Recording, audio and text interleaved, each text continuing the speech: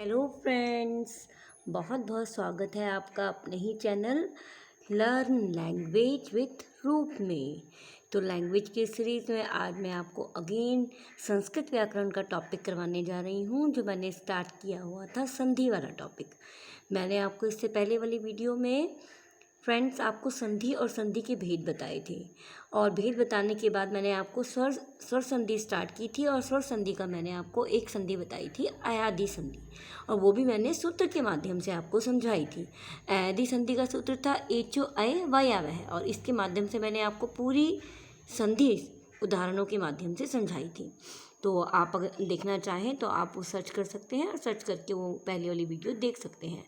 तो आज हम इसको कंटिन्यू करते हैं। आज दूसरी संधि सीखते हैं, यण संधि।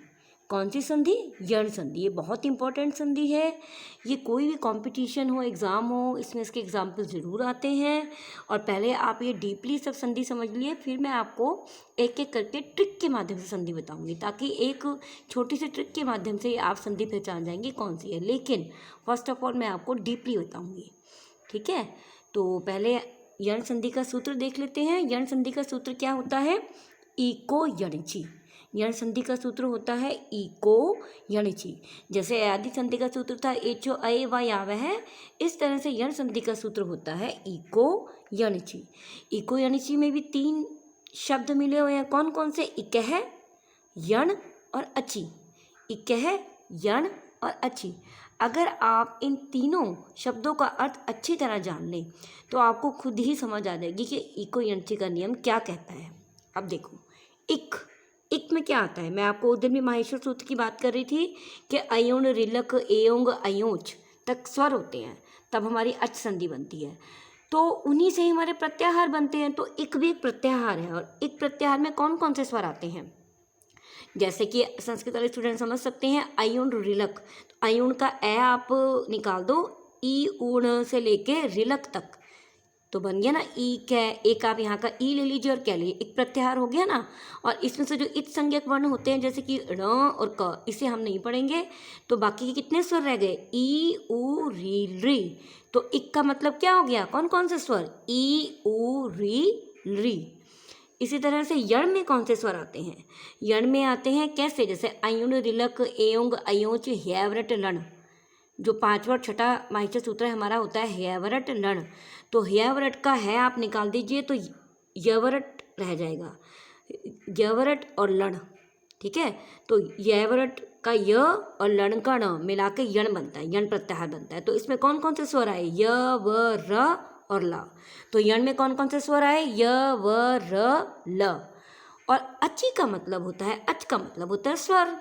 अच का मतलब होता है स्वर। तो आप इसका मतलब ये निकालिए कि कोई भी स्वर आने पर, और स्वर भी कैसा? असमान। अब ध्यान से समझिए कि इक के आगे इक, ठीक है, ई उ री री, यानी कि इक, इन चारों स्वरों के आगे कोई भी असमान स्वर आने पर ई को य, उ को व, री को रै और री को लै हो जाए, ठीक है ना। इक यण अचि के हिसाब से आप पूरा समझ जाइए कि इक के आगे कोई भी असमान स्वर आने पर इक को यण हो जाए। और इक में कौन कौन से स्वर आते हैं? ई उ री री। और क्रमशः यण में कौन कौन से आते हैं? य व र ल। तो बिल्कुल ई को य हो जाएगा, उ को व हो जाएगा, री को रै और ली को लै। तो इसी तरह से मैंने इसका नियम भी लिख दिया है, ताकि जो हिंदी के स्टूडेंट्स हैं वो इसके नियम भी समझ जाएं कि ई उ री के आगे कोई भी असमान स्वर आने पर ई उ री को, यानी इन चारों स्वरों को क्रमशः य व र ल हो जाता है। चाहे आप नियम के माध्यम से समझिए, चाहे आप सूत्र के माध्यम से। सूत्र के माध्यम से ज़्यादा इजी लगेगा आपको समझना। अब आपको मैं कुछ उदाहरणों से समझाऊंगी प्रत्येक का। ये चारों स्वरों का एक उदाहरण लूंगी। तो यण संधि के उदाहरण आते हैं। अब पहला आता है ई को य बनाने वाला, कि ई को य कब करेंगे। जैसे पहला एग्जाम्पल आता है इति धन आदि। इति धन आदि, इसमें देखिए कौन कौन से स्वर मिले हैं? इत का ई निकाल लीजिए और आदि हो गया। अब आपकी स्वर संधि, यण संधि क्या कह रही थी कि ई के आगे कोई भी असमान स्वर आए। बेटा असमान स्वर इसलिए कहा गया है, अगर ई के आगे ई ही आता, समान स्वर आता, वो दीर्घ संधि में हो जाता। दीर्घ संधि में क्या होता है? समान स्वर आते हैं। वो भी मैं आपको बताऊंगी दीर्घ संधि भी। तो यण संधि हमारी क्या कहती है कि ई ऊ री री के आगे कोई भी असमान स्वर आए तो ई के आगे आ रहा है तो ये इसका मतलब नियम का पालन हो रहा है, तो ई को क्या हो जाना चाहिए, ई को हो जाना चाहिए यह।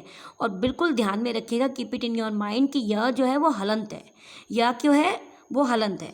अब देखो जैसे इसको मिलाने पर क्या बनेगा, इति धन आदि को मिलाने पर सबको वैसे तो ये रटा पड़ा एग्जाम्पल इत्यादि बनता है, लेकिन आपने को कभी पता है वो कैसे बनता है, ई और तय तो हमारा हलंत है यानी कि आधा तय, यह भी हमारा हलंत था, यह में आ मिला तो क्या बन गया या, और डी मिला के क्या बन गया इत्यादि। इसी तरह से एक एग्जाम्पल है जो बहुत आता है, कई बच्चे इसको समझ भी नहीं पाते, यदि धन अपि, यदि धन अपि, सबको पता है यदि धन अपि मिला के यद्यपि बनता है, कई लोग यद्यपि को यद प्लस अपि बना देते हैं, मैंने देखे हैं अपनी खुद की लाइफ में ऐसे स्टूडेंट देखे हैं जो ऐसे करते हैं, क्योंकि एज ए टीचर उनके नाते मैंने चेक की हैं ऐसी कॉपीज़। तो आपने पूरा ध्यान रखना है, यदि धन अपि में अगर यद इसमें से ई निकाल दिया जाए और अपि लिख दिया जाए तो यण संधि का नियम फॉलो हो रहा है, ई के आगे असमान स्वर आ गया तो ई को फिर यह हो जाएगा हलंत वाला, तो यह दै और यह, जैसे दै तो हलंत रह गया, यह दै हलंत रह गया, यह में ए मिल गया तो वो बन गया यद्यपि, और दै और यह मिला के हमारा एक संयुक्त स्वर बना हुआ है द्य, विद्या वाला द्य, तो बन के क्या बन गया यद्यपि। चाहे तो आप ऐसे यद्यपि लिखिए चाहे ऐसे लिखिए, दोनों ही तरीके आपके यद्यपि लिखने के बिल्कुल ठीक हैं। ओके, अब नेक्स्ट आता है ऊ को वह बनाने वाला।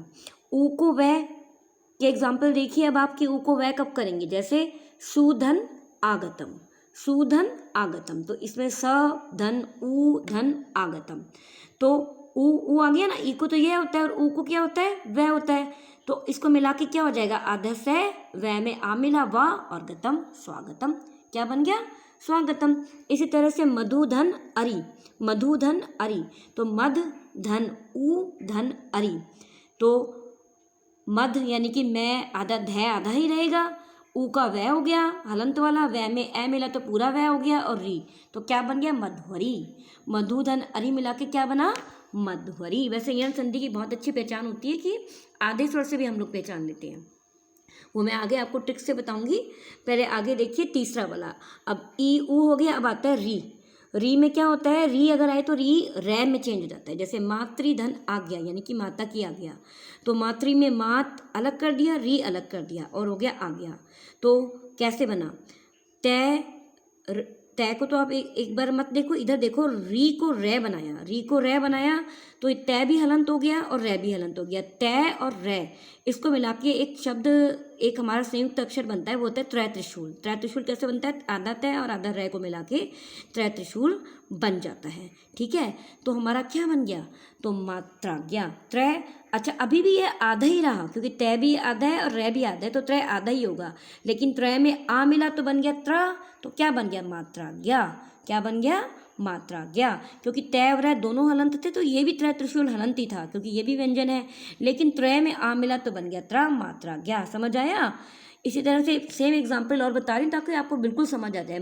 पितृधन आ गया तो ऐसे पित और री को और आज्ञा को अलग किया तो री को रा हो गया, तो पितृ क्या क्या बन गया पित्राज्ञा, मातृधन आ गया मात्राज्ञा, पितृधन आ गया पित्राज्ञा, तो ये हो गए र के एग्जाम्पल। अब लास्ट आता है रे वाला, ये संस्कृत नहीं होता है, वैसे हिंदी में एग्जाम्पल नहीं आता ये, केवल संस्कृत में आता है और एक ही एग्जाम्पल इसका मुख्य है। री को लय में कैसे चेंज करते हैं, जैसे री धन आकृति, री धन आकृति, ठीक है, तो लय को री को लय में चेंज किया, ठीक है, सूत्र के अकॉर्डिंग, और प्लस आकृति, तो क्या हो गया लय में आ मिल गया तो ला हो गया और कृति तो बन गया लाकृति।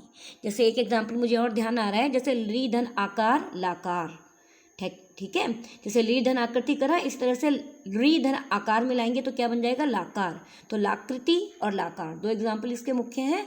तो ये थी बच्चा आपकी यण संधि, आशा है कि आपको समझ आ गई होगी ये संधि। और जैसे कि हमने सूत्र के माध्यम से अयादि संधि समझी थी, ऐसे ही सूत्र के माध्यम से हमने आज यण संधि भी समझी, जिसका सूत्र एक बार हम और रिवाइज कर लेते हैं और रिपीट कर लेते हैं। क्या सूत्र है, इको यणची, यानी इक के आगे अची आए यानी कोई असमान स्वर आए तो इक के स्थान पे यण हो जाए, यानी कि ई ऊ री के स्थान पर य व र ल हो जाए। तो आशा करती हूँ कि फ्रेंड्स आपको ये संधि समझ आ गई होगी। तो आज की वीडियो यहीं पे एंड करते हैं। मिलते हैं अपनी नेक्स्ट वीडियो में, जो हिंदी या इंग्लिश की होगी। तो till the next video, thank you, bye bye and take care friends.